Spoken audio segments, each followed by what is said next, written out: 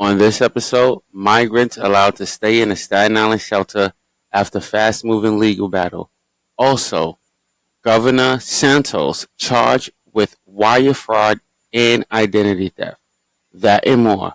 Chris Talk starts right now. Let's get into it.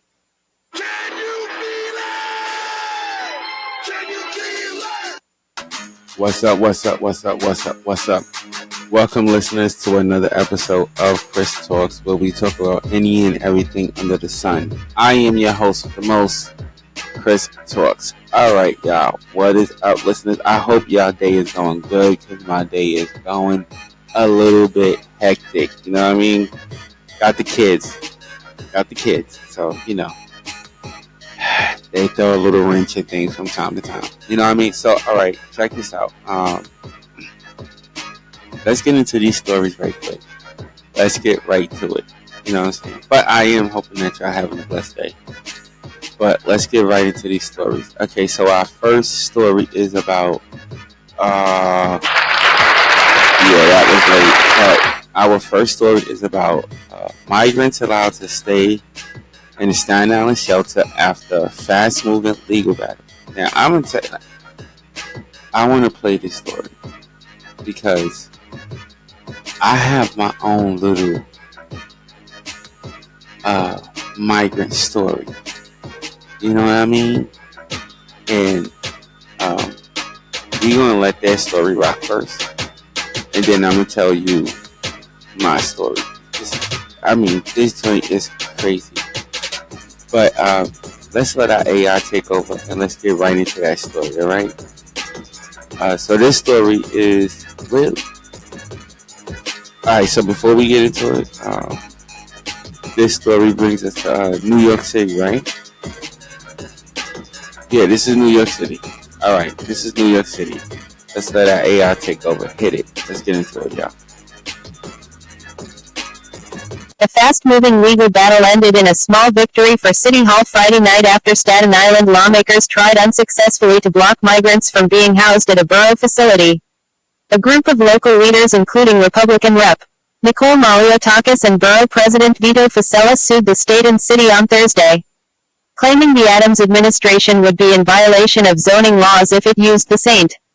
John Villa Academy in Rocher to house migrants. Court papers show the lawsuit further claimed the shelter would create an unreasonable private nuisance, violate the public comment requirements, and unduly burden Staten Islanders with the costs of the right to shelter mandates. The move came after days of protests by local residents and activists against the shelter. The school has been closed and vacant for several years. On Friday, Richmond County Supreme Court Judge Wayne Ozzie granted the lawmakers a temporary restraining order prohibiting city and state officials from using the location, setting the next court date for Sept. 6. But before the ink was dry on the order, the city appealed and had it overturned. A copy of the reversal was not immediately available, but both sides of the case confirmed the restraining order had been vacated. When the initial restraining order was issued, Maliotakis took a victory lap on X, the site formerly known as Twitter. This is a great development. Again, the fight is far from over. But we're gonna continue to use every legal and legislative angle to try to stop what's going on in our city and in our country, Maliotakis said in a video. But by the evening, the temporary restraining order was vacated in the state Supreme Court Appellate Division by Judge Carl Landicino, allowing the migrants to remain. According to Mayor Eric Adams' office, New Yorkers are weary of bearing the brunt of this national crisis, and we empathize with their concerns, said mayoral spokesperson Kayla Mamelik in an emailed statement. But let's be clear, the sites we are now finding are the only options left. This situation demands a broader state and national solution. According to the mayor's office, less than 2% of the more than 59,000 asylum seekers currently in the city's care are sheltered on Staten Island, and 206 sites and 15 large-scale shelters have been opened citywide. In a statement on Councilmember David Carr's Facebook page, Republican officials who sued over the site said the initial order gave the people of Staten Island something that both the mayor and governor have not: the ability to be heard on the matter. We are extremely disappointed by the decision to reverse Judge Ozzie's ruling today, they said in a statement. We will continue to fight in the court and in every available avenue to ensure this shelter is closed down. Wow. Wow, wow, wow, wow, wow. How do we go? How do we go about this, folks? How do we go about this? First, I'm gonna say, bruh, for real. But I will say this: should the shelters be shut down, like this, completely shut down? Some of them, yes. Some of them, yes. Our mayor, what's his name? What's the mayor's name? Eric, is it? Yeah, Mr. Eric here needs to he really needs to step up because he's not doing his job at all. I don't think so at all. And the immigration migrant situation that's going on in New York City, it is going on in every part of this country, but in New York City, I'm gonna say this: we are getting hit hard. Now, Staten Island is going through this. You understand what I'm saying? So, Staten Island is not really that big of a borough, right? No, right? No, Staten Island is not really that big of a borough, and they are placing these people in residential areas. Okay? I just want people to know that. They are placing these people in residential areas. I want to give the mayor the dummy bell real quick. Do it one more time. That's my dummy bell for now. But this mayor is really effing up. Really effing up. You have to see, and we travel, so you have to see what 42nd Street looks like. I think I did a story on this before. You have to see what 42nd Street looks like now. And these are all different type of people that are coming in to this city. You know what I mean? We are taking in, not to say that all of them are pedophiles, but some of them, yeah. Some of them, yeah. And it's crazy. Okay, so what I want to do is this. I want to tell y'all a quick story. Right? I want to tell you a quick story. Okay. But we got to read the comments now. Okay. I'm gonna read one of the comments. Right? The city won a hollow victory. These invaders will never be welcome here in Staten Island. Oh wow. Ooh, that's deep. That is deep. She must ain't got no melanin in her, cause that sounds personal. Oh yes, that sounds personal. Another comment. So Biden says Congress must pass legislation to stop migrants.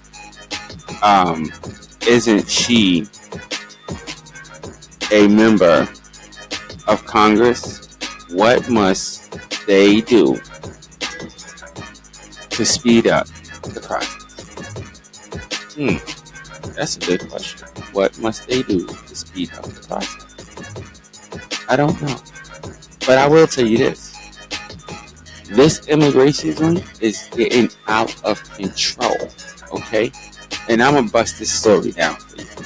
Alright? I'm going to bust this story down for you. Hit my announcement. Can you hit my announcement bell? Public announcement bell. But now I'm going to use that. We were actually in Staten Island.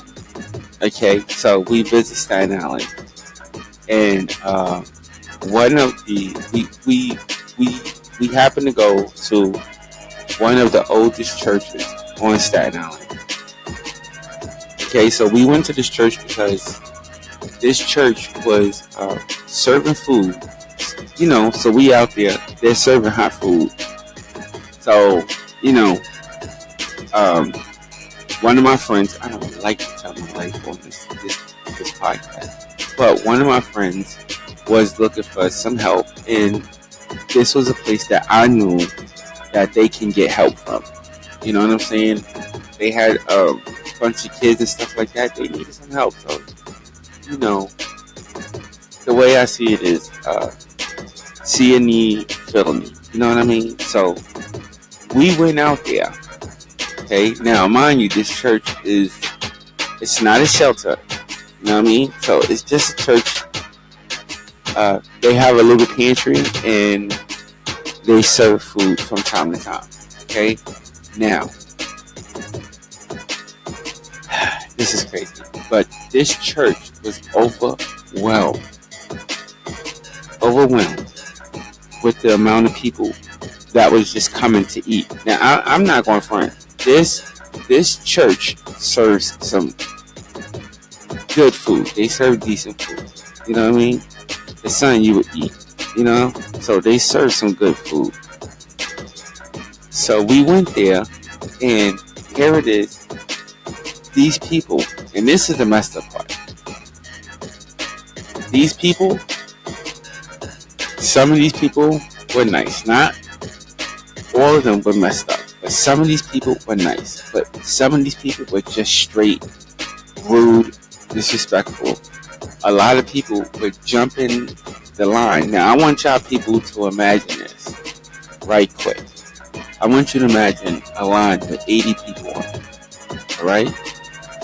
Now, imagine somebody just walking in and just standing next to you. Just walking up and just standing there. That's it. Just walking up and standing there. Bruh. That's what I said. They just walk up, stop, stand there. They get as close as possible as they can. Or if they know somebody within the line, they start talking to them. Right? And before you know it, they're in a line. And you're just sitting there and you're looking and you're like, bruh. You know what I mean? And these were adults. And now I want you to put kids in it, because there were kids on the line as well. And to me, it was just it was bugged out the way some of these people felt like they had to, like they were entitled to something, like they had to.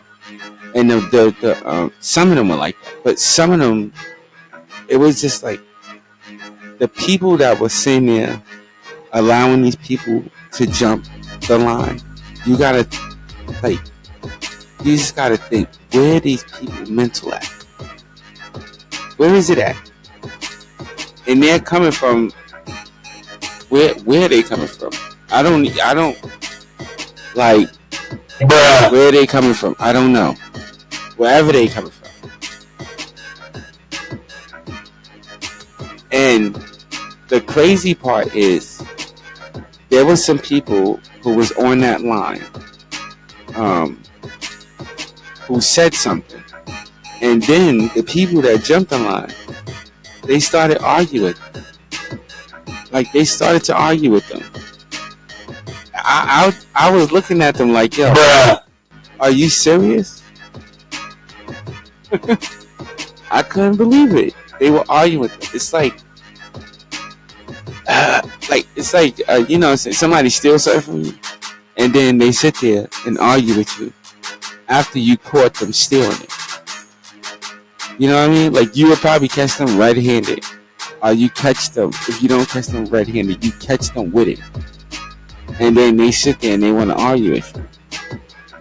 And you're looking at them like, bruh, are you serious?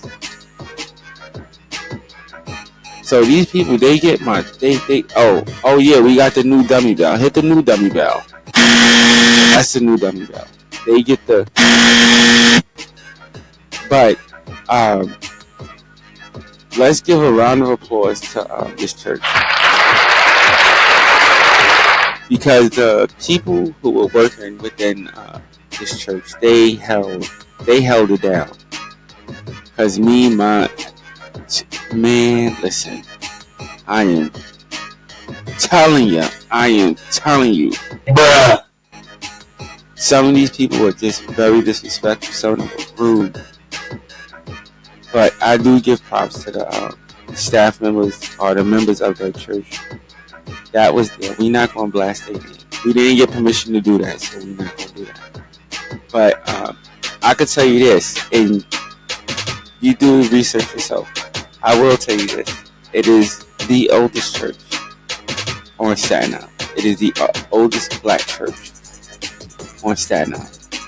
And it is a beautiful church. They have some magnificent people there.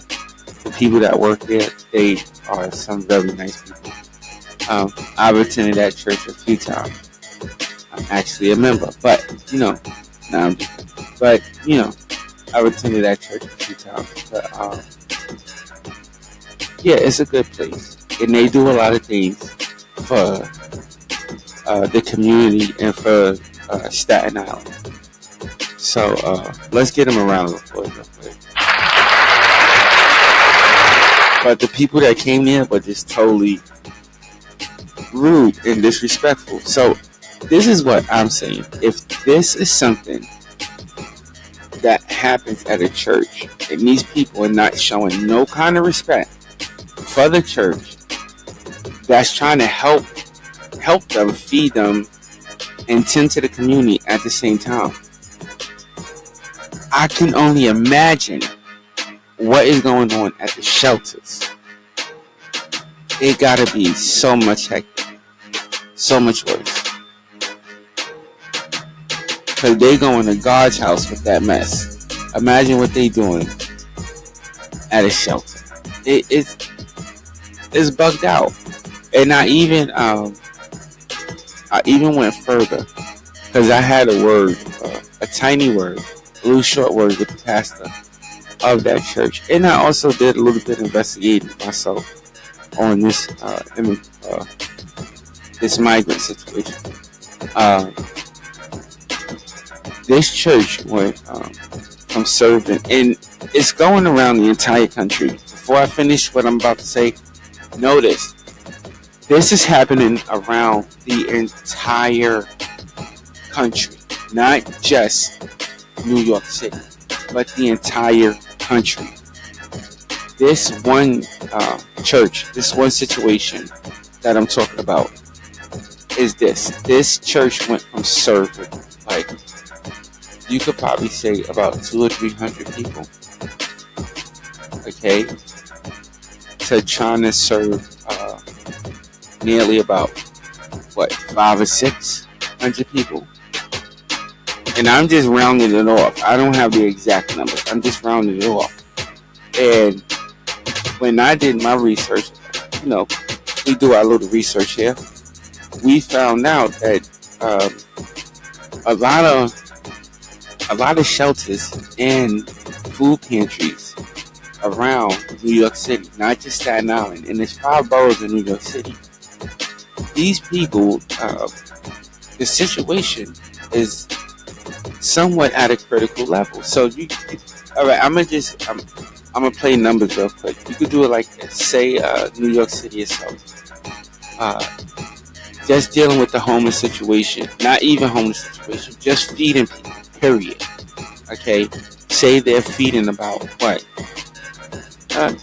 We'll go with 300,000, right?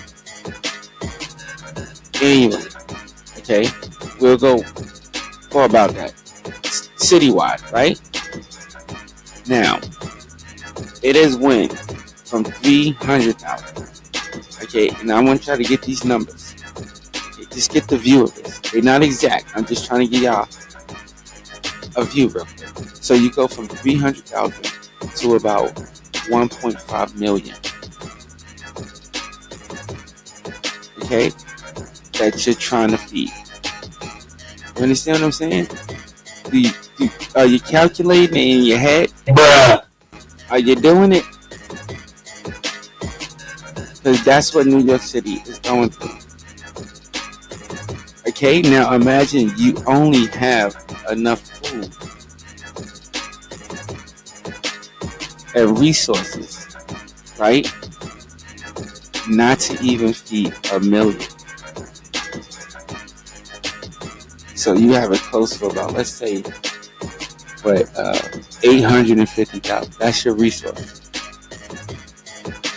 850,000. But now you got to feed 1.5 million. You do it. Bruh. Hell yeah. Excuse my language, but hell yeah. That's a lot of people. That is a lot of people. Listeners, I'm telling you, I don't know what Biden is doing in that office, but bruh, you are effing up. Seriously. You are effing up. It ain't funny, because he is messing up. He's messing up this country. And this is, that's what I'm saying. It's not just happening in New York. I'm trying to give you a view of the numbers in New York. But imagine that happening across the country. Across the country. You know what I'm saying? In little towns and stuff where they're overwhelmed because of situations like this. And in Staten Island, they are fighting to make sure that this shelter closes. And it's not just Staten Island. That's what I'm saying. This is happening across the country. I want all my listeners to understand it. This is happening across the country. Wherever you can think of, this is happening.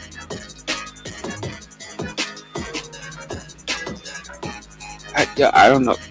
I'm done with it. And that's my view and that's my opinion on that. Because Biden is just taking it too far, man.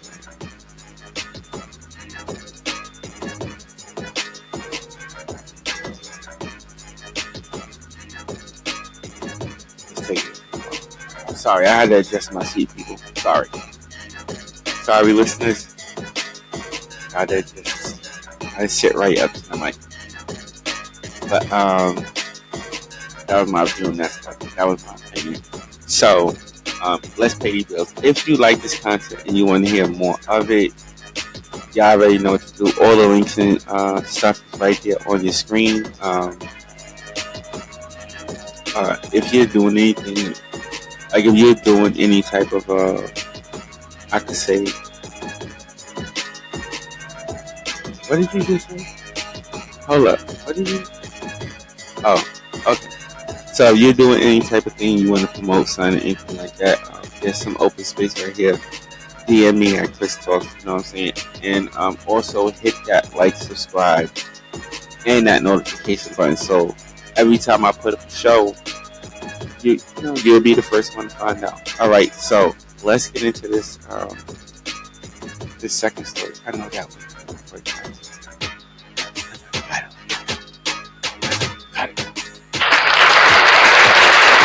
Sorry, y'all. I'm doing side talk. I shouldn't, but I'm doing side talk. My silent guest. All right, so check it out. Our second story is about this Governor Santos charged with wire fraud in identity theft. Who is it? Oh yeah, pull up his picture real quick. Okay, I remember him. Yes, I remember him. This is this guy. Didn't he say that I think he said something, one of his family members or something died in 9/11 or whatever.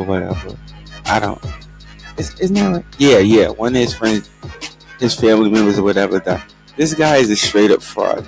I don't know why I'm doing this story, but let's do it. Alright, let's let the AI take over. Hit it. Hold on. George Santos. Let's let the AI take over. AI, start all over, please. Thank you. The former fundraiser for U.S. Rep. George Santos has been indicted on federal charges that he impersonated a high-ranking congressional aide while soliciting contributions for the New York Republicans' campaign. Sam Neely was charged with 4 counts of wire fraud and aggravated identity theft in an alleged scheme to defraud donors and obtain money under false pretenses. Prosecutors say Neely impersonated a high-ranking aide to a House member with leadership responsibilities, using a fake name and email address to trick at least a dozen prospective donors. Santos was not charged in the case involving Neely. I don't know why not. He should be. He probably should. Well, let me take that back. But he probably should be. This guy is a straight con artist, crook. My listeners who don't know who this guy is George Santos. He's New York third. He's New York 3rd congressional district congressman. All right, for the United States House of Representatives. So he's a representative of the New York. You know what I'm saying? This guy is a scumbag. I don't even talk about him. For the 3rd congressional. This guy got in office. For my listeners who don't know, this guy got in office straight off of fraud. Straight fraudulent. His whole campaign was fraudulent. The entire thing. And it's crazy because I don't know. I think America was at a sympathetic time or a sympathetic point when he got into office. I think it was like 2019, no, 2020 or 2021, somewhere between 20. I think between 2021, between 2020 and 2022. I think so. That this guy got in office, but I don't even know why he's still there. And I think somebody had sort of chewed him up. Somebody in Congress sort of chewed him up. I forgot the Republican's name. Sort of went after him because he came to one of,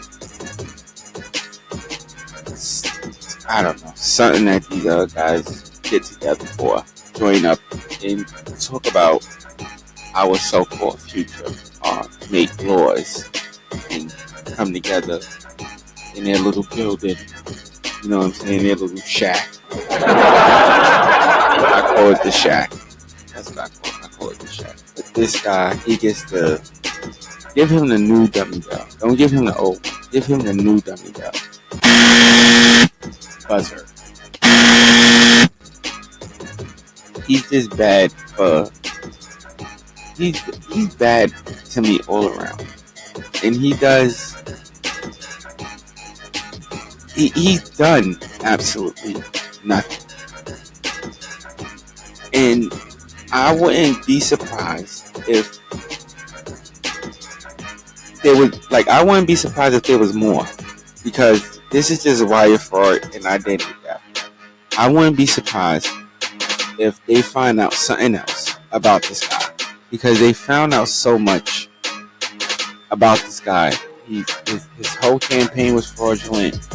He lied about the school he attended. He lied about his family member dying in 9/11.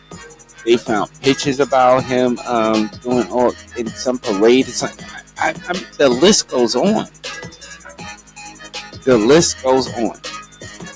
And he's still in office. Now, this is what I don't understand. Why is he still there? Why isn't nobody? And I'm not trying to start nothing. All right, I'm not trying to start nothing. I'm just giving y'all my view and my opinion. Why is nobody pushing for this guy to get out of office? Why does he still have his seat? Why? Why? I mean, everybody's jumping on what Trump is doing, and everybody's jumping on the election and all this stuff. But the election's not even here, but they're jumping on it now. All these things everybody's jumping on, but nobody's jumping on this guy still being in office. He does not deserve to be there at all, in no shape, form, or fashion. He should be completely booted out. He shouldn't be able to sign nothing into nothing. He shouldn't be able to participate in anything at all. You understand what I'm saying? Nothing. What was it, 2020? Did you find it? 2020. Alright, we got it correct. It was 2020 that he came in office. He's still there. He should not be there. He should have been out of office. But we don't fight things like this. We fight the dumb things. We pay attention to things that don't need no attention. When things like this, even, and I'm not talking about just Republicans, I'm talking about the President of the United States himself should be on top of this, should be wanting this guy not in this position. Okay, where is our, what do we call it? What is the brain? Where's the FBI on this? Yeah, where's the FBI on this? Where's the FBI on him? Okay, why is it our district attorney? I mean, whatever. Why are they not on him? Everybody's on top of Trump. But why are they not on top of this guy? Why isn't anybody on top of this guy? Why is anybody entertaining him but not prosecuting him? They're prosecuting Trump. They're down his throat. They're prosecuting Joe Biden's son. They're down his throat. Why isn't nobody trying to prosecute him? Nobody. I mean, come on. Like I said, people, I said it before and I'll say it again. We have got to do better. Because this makes, to me, it makes no sense why this guy is still sitting here. And he's able to participate in certain things that affect our lives, that affect our everyday lives. That's what you gotta think of. Now, we got enough people that's in there that don't really belong in there. And this guy is one of the worst of the worst. And we know it. But he's still there. We gotta do better. We got to do better. And that is my view, man. Alright, folks, let me get out of here. This guy is, man, and I'm pretty sure they're gonna find more.